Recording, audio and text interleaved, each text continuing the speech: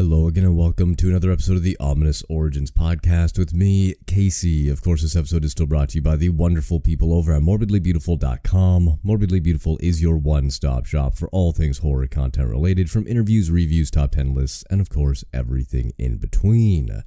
Sorry, this one's a little bit late.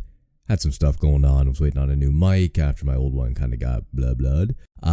So this is where we are this week, and we're going to be looking at a serial killer by the name of Richard Speck.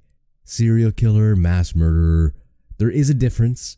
He is technically classified as a mass murderer, as he did all of his murders in one night, or at least most of them. Though Speck has a notorious history, he may not be quite the same household name as a Ted Bundy or a Jeffrey Dahmer. But we'll look into him anyway, so let's just delve right into the story of Richard Speck. Ominous. Ominous. It is an adjective. Sounds like someone breathing.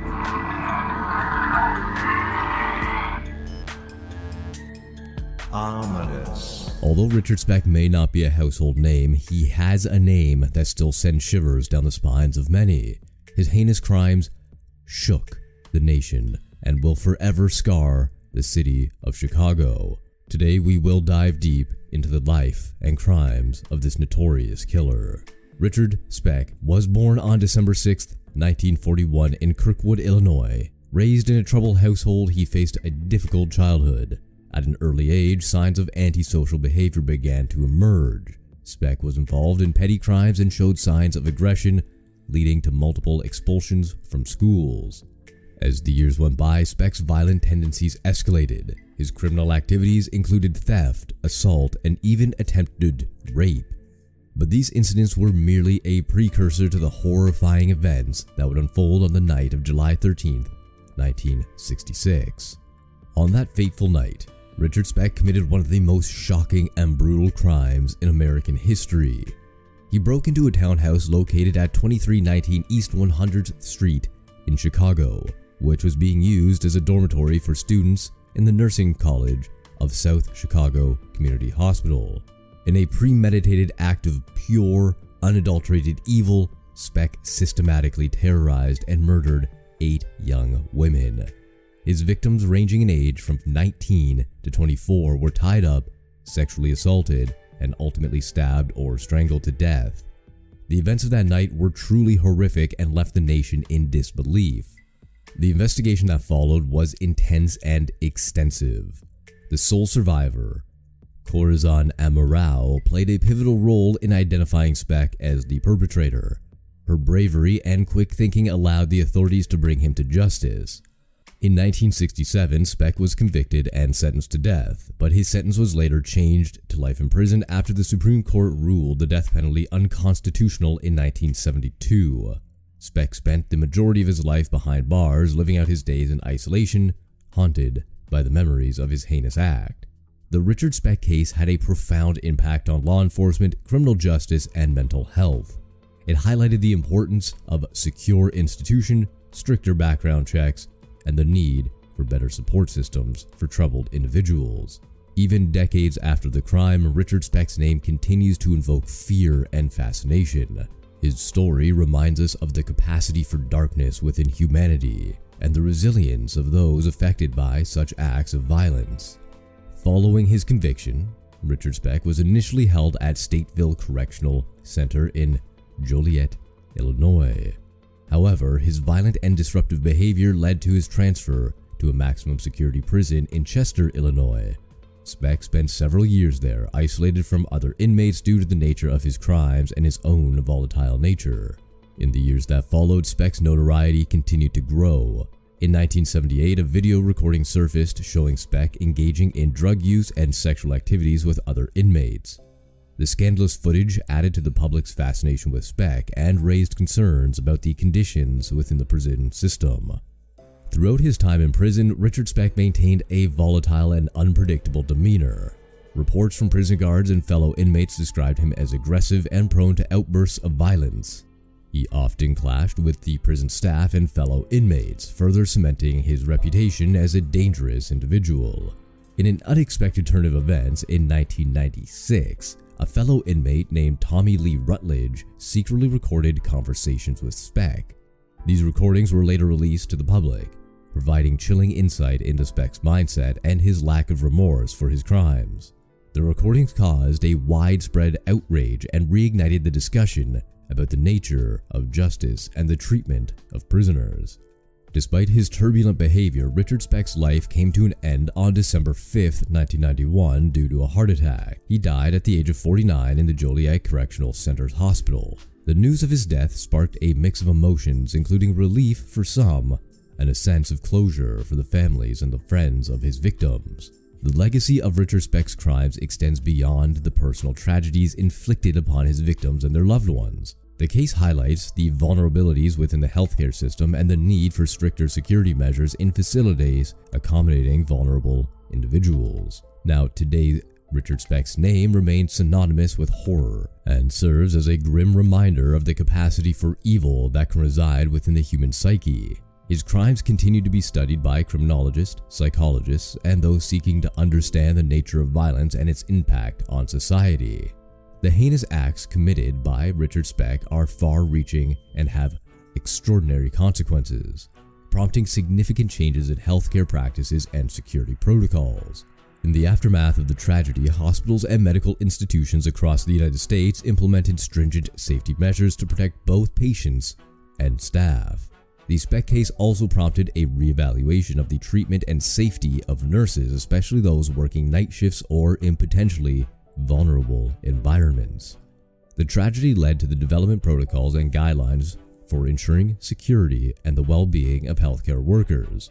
Moreover, the Speck case served as a wake-up call for law enforcement agencies, highlighting the importance of effective communication and cooperation among various departments during investigations. The intense manhunt and subsequent capture of Speck showcased the need for seamless coordination among law enforcement agencies to bring dangerous criminals to justice.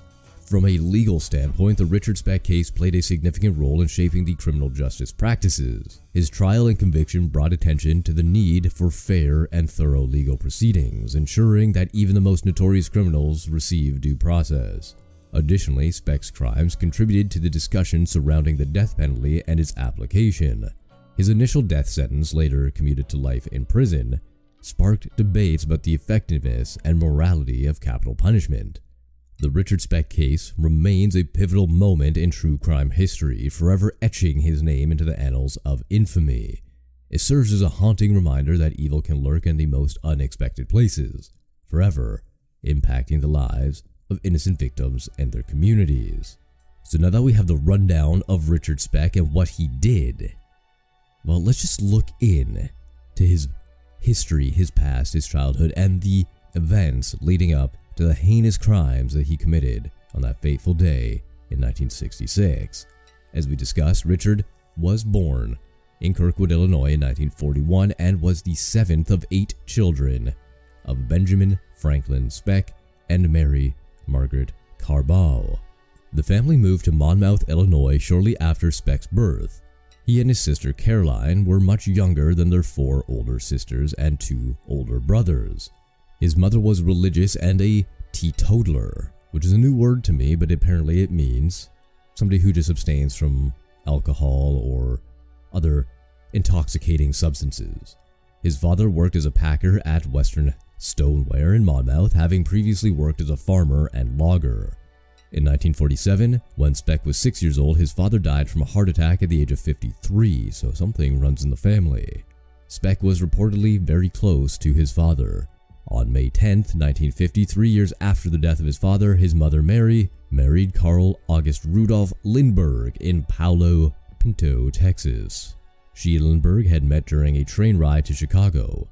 Lindbergh was a traveling insurance salesman from Texas with a 25-year criminal record that ranged from forgery to several DUIs. Lindbergh was also a hard drinker, unlike Speck's father. Speck and his sister Caroline stayed with their married sister Sarah in Monmouth for a few months so Speck could finish 2nd grade, before joining their mother and Lindbergh in rural Santo, Texas, 40 miles west of Fort Worth, Texas. In 1952, Speck's eldest brother Robert died in a car accident at the age of 23. A lot of tragedy in this young guy's life already, but that does not excuse his acts. But it is something to look into, as a lot of serial killers have a very rough childhood. In 1951, after a year in Santo, Speck moved in with his mother, Lindbergh, and his sister Caroline to East Dallas. The family moved frequently, living at 10 different addresses, usually in poor neighborhoods, over the next 12 years. Speck loathed his stepfather, who was often drunk, verbally abusive, and frequently absent. Speck struggled in school, refusing to wear the glasses that he needed for reading. He repeated the 8th grade at J. L. Long Junior High School, in part because of his fear of people staring at him and his subsequent refusal to speak in class. In autumn of 1957, Speck started the 9th grade, but failed every single subject. Speck did not return for the second semester, dropping out of school in January of 1958 after his 16th birthday. Having started drinking alcohol by the age of 12, by age 15 he was getting drunk most every day. His first arrest in 1955 at age 13 for trespassing was followed by dozens of other arrests for misdemeanors over the next 8 years. From 1960 to 1963, Speck worked as a laborer for the 7-Up bottling company in Dallas. In October of 1961, Speck met 15-year-old Shirley Annette Malone at the Texas State Fair. She became pregnant 3 weeks after dating. The couple married on January 19, 1962, and initially moved in with his sister Caroline and her husband. Speck's mother lived there as well, having separated from Lindbergh, who is now living in California. Speck stopped using the name Richard Benjamin Lindbergh when he got married and went back to using Richard Benjamin Speck. His daughter Robbie Lynn Speck was born on July 5, 1962. While Speck was serving a 22-day jail sentence for disturbing the peace after a drunken melee in McKinney, Texas.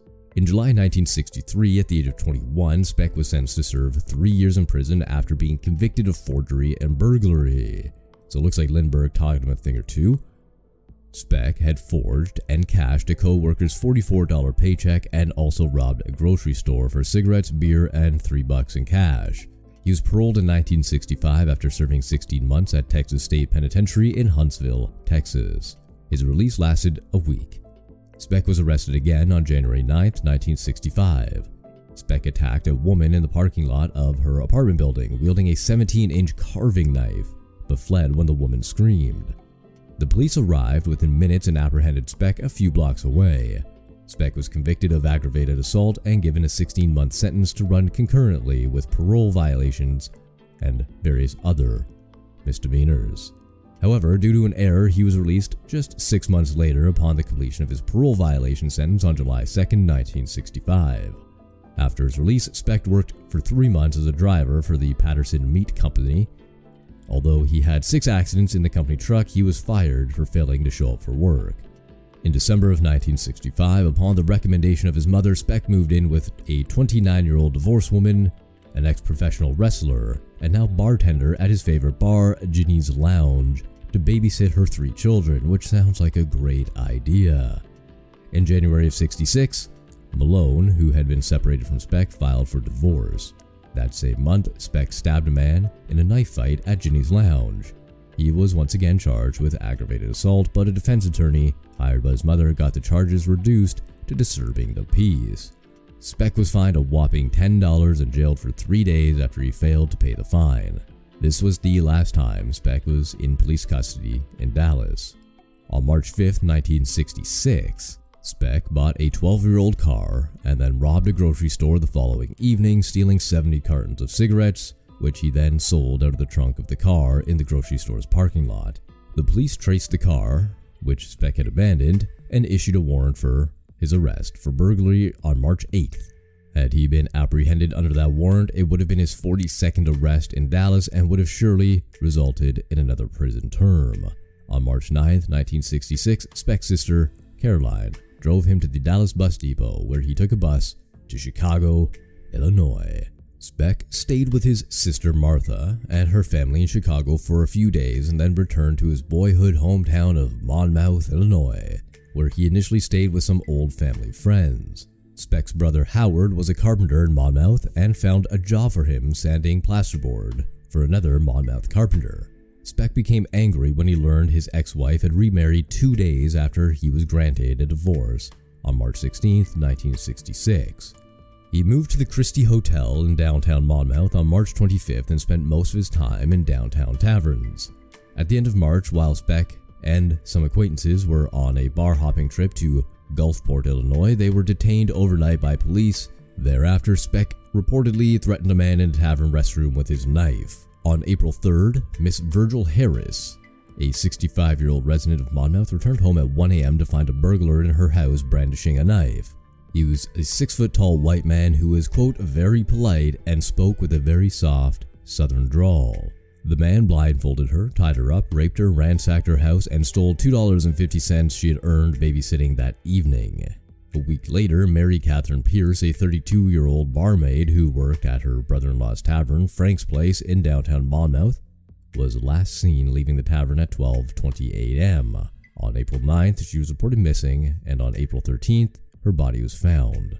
She had died from a blow to the abdomen that ruptured her liver.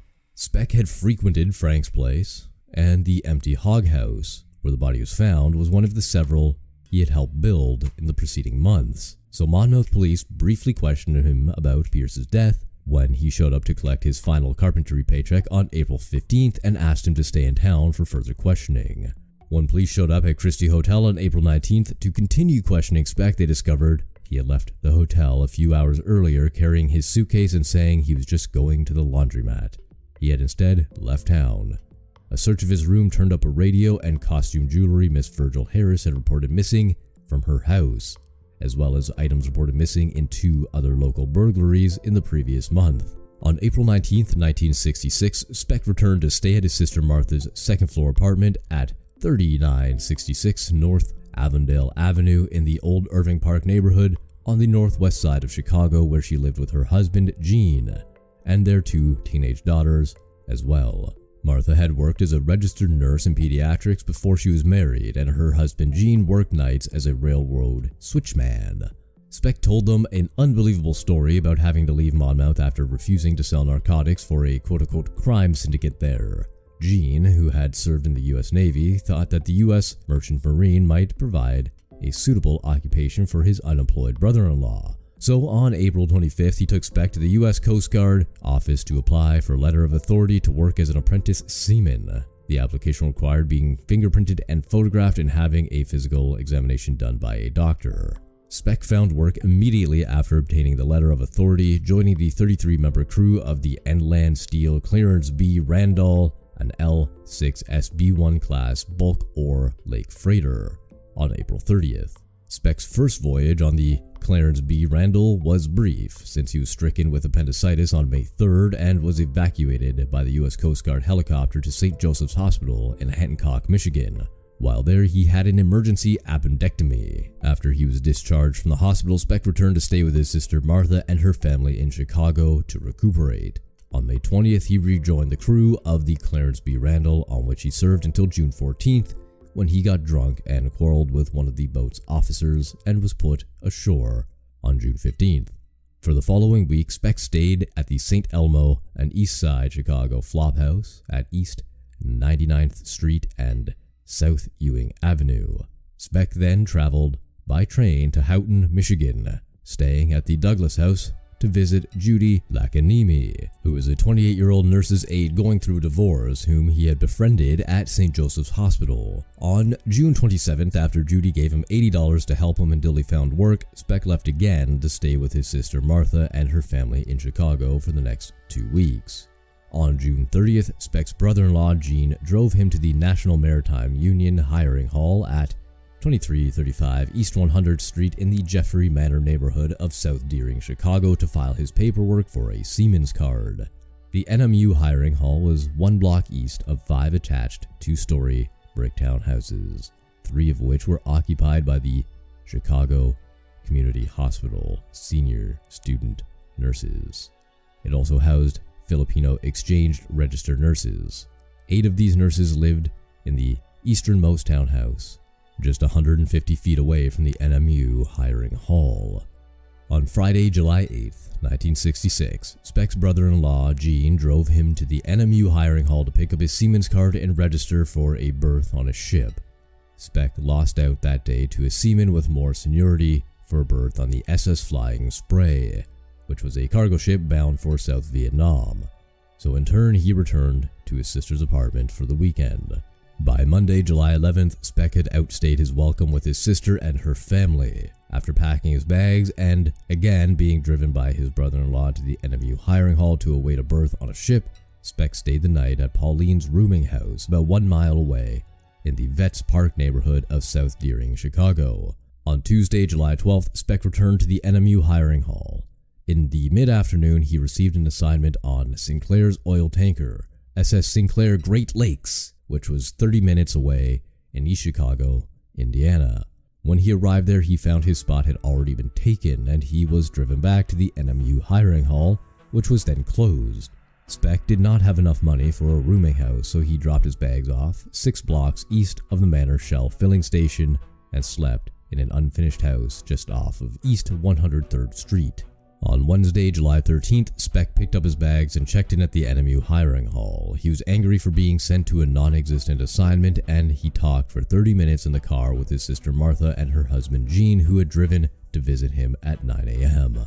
They parked on East 100th Street next to Luella Elementary School, across the street from the townhouses where the nurses lived. At 10:30 a.m., he was tired of waiting for the NMU hiring hall job, so Speck had $25 his sister had given him and left, and walked about 1.5 miles to check in at the Shipyard Inn, which was an East Side Chicago rooming house. Speck spent the rest of the day drinking at nearby taverns before he accosted Ella Mae Hooper at knife point. She was a 53-year-old woman who had spent the day drinking at the same taverns that Speck had patronized. Speck took her to his room at the Shipyard Inn, raped her, and stole her black $16 mail order, a .22 caliber Rome pistol, and then he left, dressed entirely in black, armed with a switchblade, and Ella Mae Hooper's handgun. After dinner at a nearby Kay's Pilot House, Speck returned to drink at the Shipyard Inn's tavern until 10:20 p.m., and he walked about 1.5 miles west on East 100th Street to the nurse's house at 2319 East 100th Street. At 11 p.m. on July 13, 1966, Speck broke into that townhouse in Chicago's Jeffrey Manor neighborhood. The townhouse was functioning as a dormitory for student nurses. He entered and, using only a knife, killed Gloria Davy, Patricia Matsuik, Nina Jo Schmale, Pamela Wilkening, Suzanne Ferris, Mary Ann Jordan, Merlita Garuel, and Valentina Pashon. Speck, who later claimed he was drunk and high on drugs, may have originally planned to commit a routine burglary.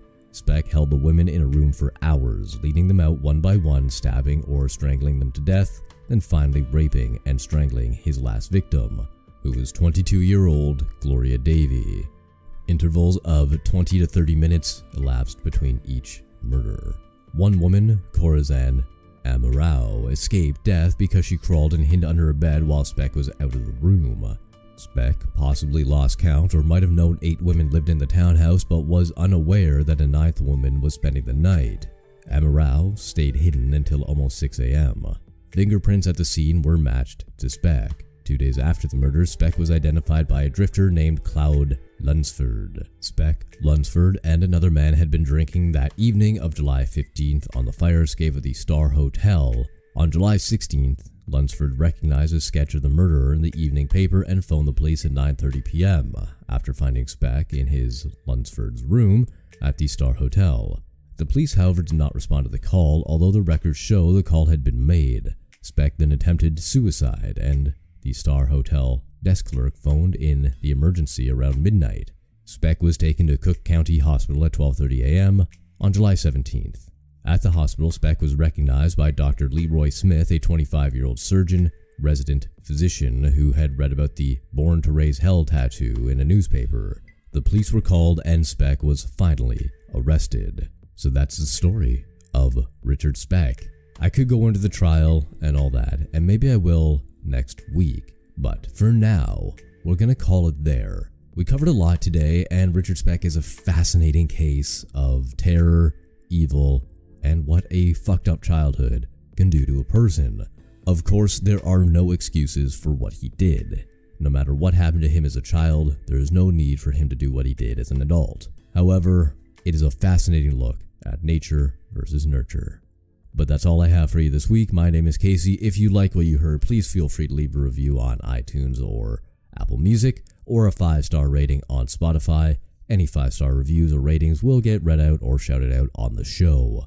I'd say follow along on social media, but I don't really use it anymore. I just can't stand seeing people being happy. No, that's not it. Well, that's partly it, to be honest. But I just don't have the desire to share my life on social media. So, you know what? If you want to reach out, shoot me an email at ominousorigins@gmail.com. Other than that, I hope you have a good day, and until next time.